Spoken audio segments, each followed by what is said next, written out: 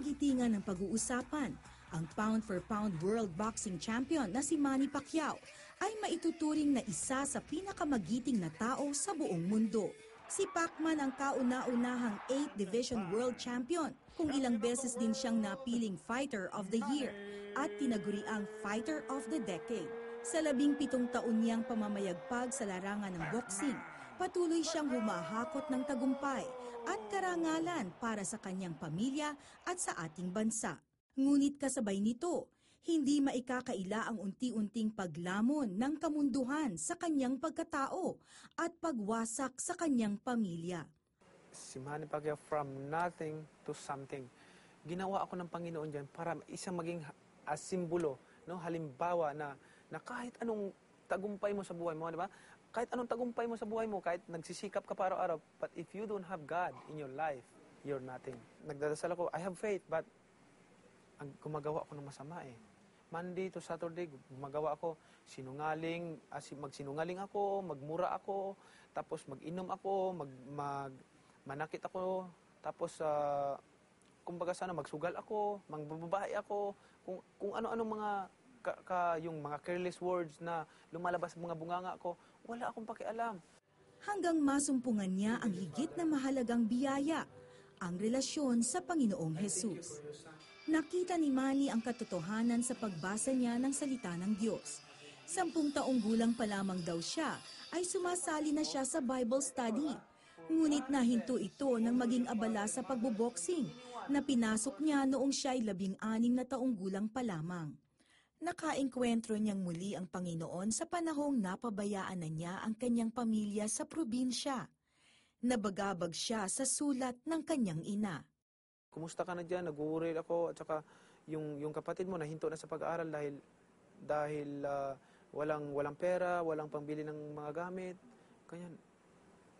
Para akong sabi ko, ang pinunta ko dito sa Maynila is matulungan ko yung magulang ko, matulungan ko yung kapatid ko. Tapos iyak ako, hindi ko iyak yung tulong luha ko, dami. Sinisi ko yung sarili ko na, saan yung pera ko, pinanggastos ko, binabili ko lang ng mga inumin, mga alak. Ayon kay Manny, nang gabing yon ay narinig niya ang tinig ng Diyos sa panaginip. Nasa ilalim ako ng gubat na napakaganda talaga, walang kasing ganda dito. Nakayuko ako, umiyak ako, tapos nung lumabas yung ilaw, gusto kong tingnan pero hindi ako makatingin. Alam mo, sabi ng Panginoon, Anak, bakit ka lumayo sa akin? Di ba, pag sinabi nila, pag panaginip daw, kabaliktaran. Tapos sabi ko, hindi ko pinansin yon. Pero nung nagbasa na ako ng Bible, nabasa ko doon na kinausap ng Panginoon ang tao sa pamagitan ng panaginip. Sabi ko, wow! Sabi ko, totoo yung panaginip ko. Maraming taon ang lumipas bago tuluyang nagbalik loob sa Diyos si Manny. Nitong nakaraang taon ay nagkaroon siya ng matinding pagkauhaw sa salita ng Diyos. Nagpatawag siya ng Bible study, hindi lamang minsan sa isang linggo, kundi araw-araw. And I could see a man who was hungry, who was thirsty for the Word of God. Every time I would flash a verse on the screen, he would note-take the verse, he would write it down, and here is what was amazing. The next day, he would recite the verse to me by memory. And I was shocked. I was amazed. I said, wow, this guy is really hungry for the Word. As a matter of fact, I'll be honest with you. He knows more memory verses than me. Sometimes he puts me to shame, Masigasig din si Manny sa pagbahagi ng salita ng Diyos sa kanyang mga katrabaho. Sa araw ng taping ng game show niyang Manny Many Prizes, ay nagpatawag siya ng Bible sharing na dinaluhan din ng chairman at CEO ng GMA na si Attorney Felipe Gozon. Nagpapasalamat ako talaga kay Manny at nagiging example siya ng pinabago ng ating Panginoon. Walang mag-iisip na si Manny ang tatawagin. Malapit na yung pagbabalik ni Jesus Christ. Malapit na yung paghukom. This is the time, the right time na to spread His words.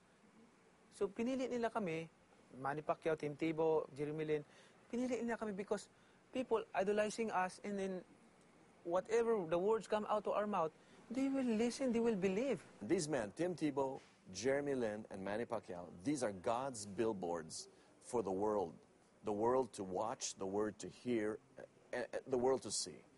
And basically, what's the message? God is saying, these men's lives have been touched by the kingdom for the good, for the better. What about you? What about your life? I mean, you like what's happening in their lives? They're honoring God in what they're doing? Fine. But what about you? You know, I really believe we're in the last days.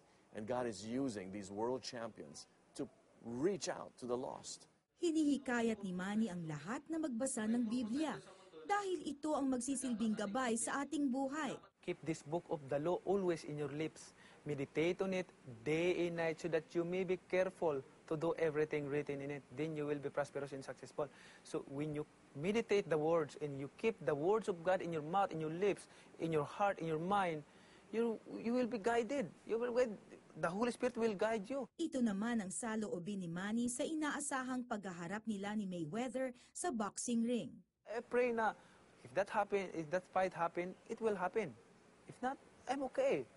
Because I'm satisfied with what God gave it to me already. Di ba? What I'm happy right now is to read His words and meditate it day and night.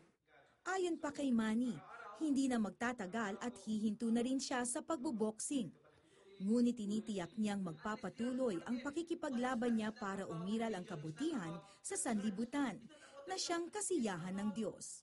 In Matthew 10 verse 22, you will be hated by everyone because of me, but the one who stands firm to the end will be saved.